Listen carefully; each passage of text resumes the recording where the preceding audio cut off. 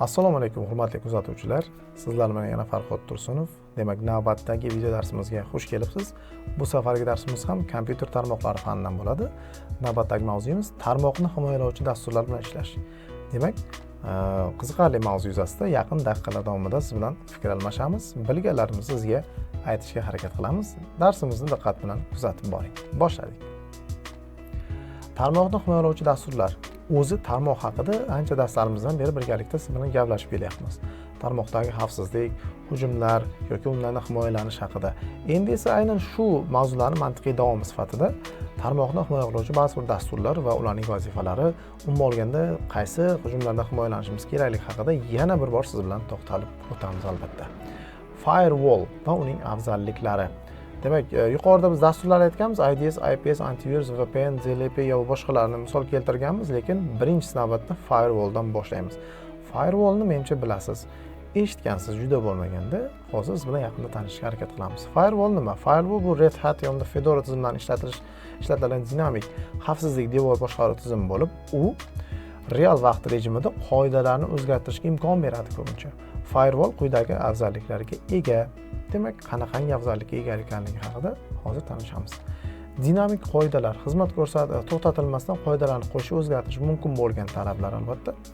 Zona konsepsiyasi tarmoqlarning turli qismlarini mos ravishda turli qoidalar o'rnatish mumkin bo'lgan jihat. IPv4 va IPv6 ni qo'llab-quvvatlash hozirgi zamonda tarmoqlarda keng ishlatiladi. IPv6, IPv4larni biz tarmoq protokollari mavzusida aytib o'tganmiz nimaligini. Dasturlash interfeysi, DBus hamda API tizim dasturlash bilan integratsiya qilish imkoniyatini beradi. Bog'lanish hosil bo'ladi bu yerda. Firewall yordamida tarmoqni himoyalash. Xo'p, qanaqangi jihatlarni o'z ichiga oladi, ko'rib chiqamiz. Firewall yordamida quyidagi xavfsizlik choralarini ko'rish mumkin. Tarmoq interfeyslariga turli xavfsizlik zonalarini yaratish, portlarni ochish yoki yopish, masofaviy IP manzillariga cheklov qo'yish, xavfsizlik devori qoidalarini real vaqt rejimida o'zgartirish imkoniyatini beradi. Mana bu yerda grafikda ham, ikkita grafikda ham ko'rib turibsiz, firewall qanaqangi tartibda ishlash haqida qisqachagina sizga grafikda ko'rsatib o'tilgan. Firewalllar turlari. Xo'p, qanaqangi firewalllar bor? Tarmoq darajasidagi firewall. Birinchisi paketni filtrlovchi firewall, holatga asoslangan stateful firewall hisoblanadi. Ikkinchisi ilova darajasidagi firewall, application firewall deyiladi bu narsa. Proxy firewall, web application firewall, WAF deb yuritiladi qisqa qilib. Web ilovalar hujumlardan himoyalaydi. Proxy esa trafikni vositachi sifatida boshqaradi albatta. Hammasi umumiy miqdorda himoya qobig'ini o'rnatishga harakat qiladi. Host darajasidagi firewalllar ham aynan shunga misol bo'la oladi. Ya'ni bu har bir qurilma uchun maxsus xavfsizlik devorini o'rnatish uchun boshqarish imkonini beradi. Rasmda ham proxy hamda host based firewalllar misolida grafiklarni ko'rib turibsiz. Tarmoqni himoyalash, IDS, Intrusion Detection System deb yuritiladi. Qisqa qilib o'sha IDS deb yuritiladi. Bosqinlarni aniqlash tizimida muhim rol o'ynaydi. IDS tarmoq yoki tizimda bo'layotgan ruxsatsiz kirish zararli harakatdan aniqlash uchun ishlatiladi. Ya'ni umumiy tarmoqqa buzib kirayotgan vaqtida harakatlarni bizga ogohlantirib xabar berib turadi ko'pincha. IDS ning qanaqa turlari bor? Tarmoq asosli IDS bu NIDS hisoblanadi, Network Based IDS hisoblanadi. Tarmoqdagi trafikni kuzatib harakatlarni aniqlaydi. Switch yoki routerga ularning paketlarini tekshiradi. Misol qilib aytadigan bo'lsak, Norto yoki Surikat dasturlarni misol qilishimiz mumkin, tizimlarni bemalol. IDS qanaqa ishlaydi? Imzo asosida Signatory Based IDS hisoblanadi. Ikkinchisi esa anomaliya asosida Anomaly Based IDS. Anomaliyaga to'xtalishni so'ragan bo'ladi. Tizim normal faoliyat o'rganib, odatiy bo'lmagan harakatni kuzatib boradi. Ya'ni tizimni umumiy o'rganadi, odatiy harakat qanaqa ekanligini aniqlaydi hamda odatiy harakatdan boshqa harakatni sezgan vaqtda bizga xabar beradi. Masalan, kutilmagan tarmoq trafik yoki noma'lum dasturning ishlashi hisoblanadi. IDS hamda IPS farqi. Ikkalasining birozgina farqi bor. IDS albatta faqatgina xatolar, tahdidlarni aniqlaydi, lekin ularni avtomatik to'xtata olmaydi. IPS esa IDS ning takomillashgan shakli bor, zararli trafikni to'xtatish imkoniga ega bo'ladi. Ya'ni IDS da bizga faqatgina ma'lumot beradi, IPS esa birozgina o'zi qarshilik ko'rsata oladi, deyapti. IDS ni qo'llash afzalliklari ruxsatsiz kirishlarni aniqlash, tarmoqdagi zararli harakatlarni aniqlash, tahdidlarni oldindan aniqlash va ogohlantirish, tizim xavfsizligini mustahkamlash hisoblanadi. Rasmda ham IPS hamda IDS ni sizga misol qilingan, ikkinchi rasmda ham aynan ularning ishlash jarayoni grafigi keltirilgan. Davom etamiz. Tarmoqni himoyalashda VPN dan foydalanish. Albatta VPN ni bilamiz, ko'pchiligimiz ishlatganmiz. Qaysidir ilova yoki qaysidir tarmoq ishlamagan vaqtda biz VPN dan foydalanamiz ko'pincha. Xo'p, bu xavfsizlik darajasi uchun qanchalik muhim ekanligi haqida endi to'xtalamiz. VPN Virtual Private Network hisoblanadi. Virtual shaxsiy tarmoq xavfsizligini ta'minlash samarali vositalaridan. Bu texnologiya foydalanuvchi internetdagi faolligini himoya qilish, ma'lumotlarni shifrlash, noma'qul tomonlarning tarmoqqa ruxsatsiz kirishini oldini olishga foydalanadi. VPN asosiy funksiyasi ma'lumotlarni shifrlash. Albatta, ma'lumotlar shifrlangan holat uchun bizga ko'pcha bloklarni ochib beradi. IP manzilini yashirish, sizni foydalanayotgan IP manzilingiz biroz bo'lsa ham yashirib beradi. Ochiq Wi-Fi xavfsizligi, masofadan xavfsiz ulanish, geoblokirovkani chetlab o'tish, ya'ni geoblokirovka degani ayrim hududlarda cheklangan veb-saytlar va ilovalar bo'lishi mumkin. O'sha veblarni bizga ochishga yordam beradi. Buni misolini menimcha TikTokda bilsangiz kerak. TikTok ishlamagan vaqtida menimcha VPN dan kirib ko'rgan bo'lsangiz kerak, katta ehtimol. Tarmoq xavfsizligini ta'minlashda VPN dan foydalanish usullari. Qanaqa usullardan foydalanishimiz kerak? Xo'p, birinchisi korxona tarmog'ini himoya qilish uchun foydalanamiz. Albatta, VPN dan umumiy kengaytirilgan VPN qo'llanadi. Shaxsiy foydalanish uchun shunchaki o'zimiz shaxsiy internetimizdan foydalanadigan vaqtimizda VPN dan foydalanishimiz mumkin bo'lsa, mobil VPNlar ham shunga misol bo'la oladi. Bulutli xizmatlar xavfsizligi, masalan, bulutli hosting yoki saqlash xizmatlariga VPN orqali ulanish imkoniyati maxfiyligini ta'minlash hisoblanadi bu narsa. Tarmoq administratorlari uchun, tarmoqni himoya qilish uchun yoki monitoring o'tkazish uchun ham bu VPNlardan foydalaniladi. VPN xizmatlarini tanlashga e'tibor berish kerak bo'lgan jihatlar: shifrlash darajasi. O'sha VPNimiz qaysi darajada shifrlab bera oladi ma'lumotlarni, shunga e'tibor qaratishimiz kerak. Maxfiylik siyosati, foydalanuvchilar ma'lumotlarning saqlanmasligi muhim.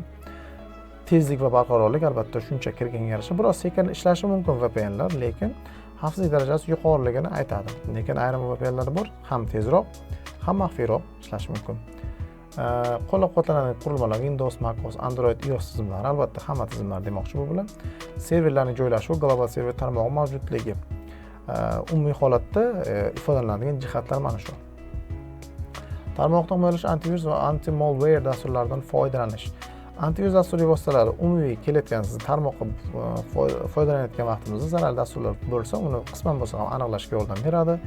Ba'zilari esa shu shubhali fayllarni karantinga oladi deb alohida yozilgan turibdi, karantinga oladi, ya'ni himoyaga oladi.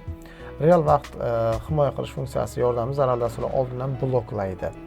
Ya'ni antiviruslar ma'lum bir vazifalarni bajarib beradi.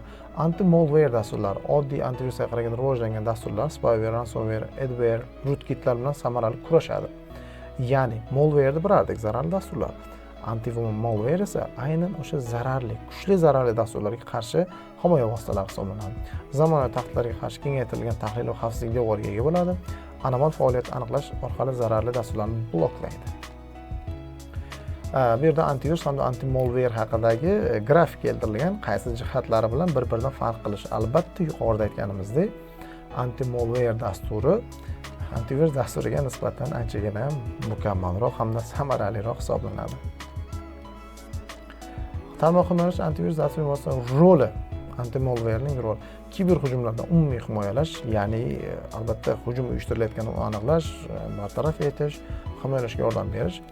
Korxona va ofis tarmoqlarini himoya qilish umumiy foydalanishdagi tarmoqlardan ishlatiladi ko'pincha.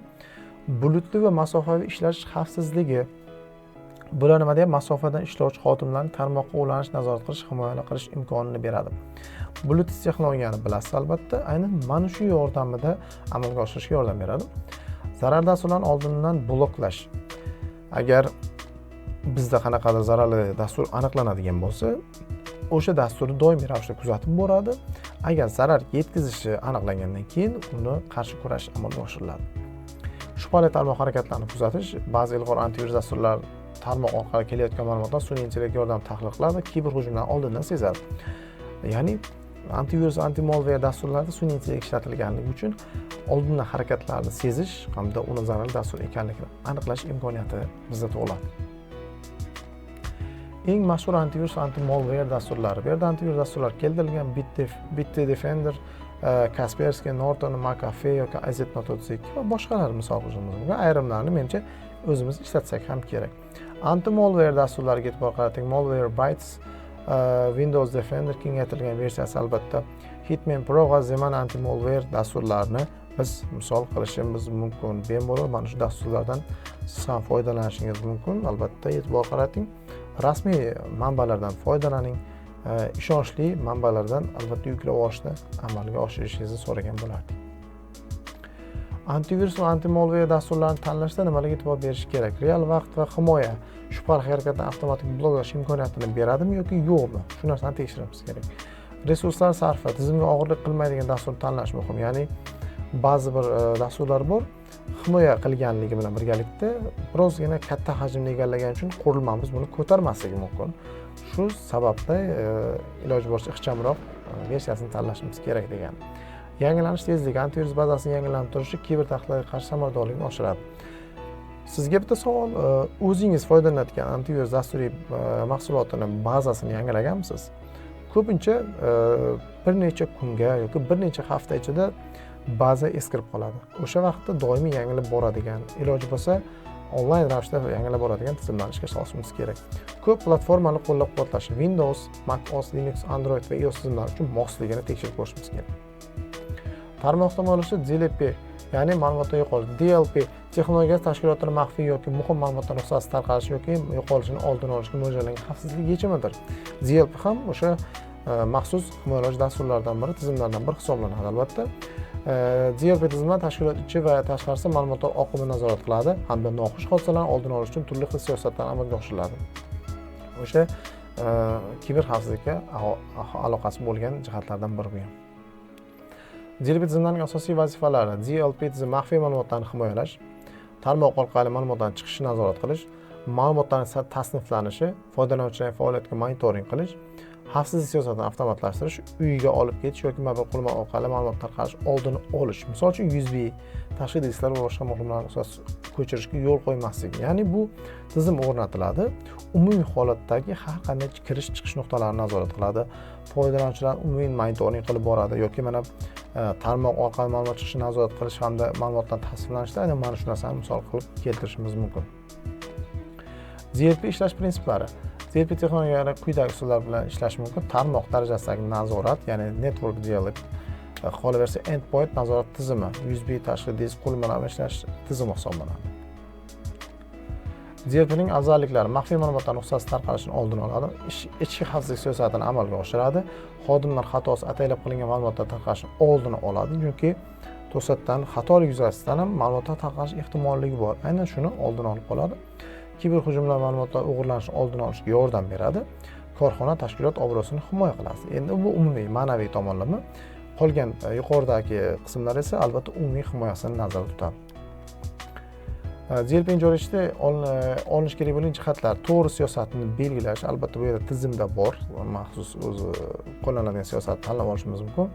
Xodimlarni xabardor qilish, ya'ni mana shu tizim o'rnatilgani haqida barchaga ma'lumot berishimiz kerak. Yangi tahdidlarga moslashish. DLP tizimi doim yangilanib borish evaziga yangi tahdidlarga ham uchrab qolishi mumkin. Shuning uchun yangi xavfsizlik qoidalarini, choralarini qo'shishimiz kerak. Barcha qurilmalarda qo'llash, ya'ni DLP tizimlarini umumiy barcha qurilmalarda qo'llash kerakligini bizga bildiryapti.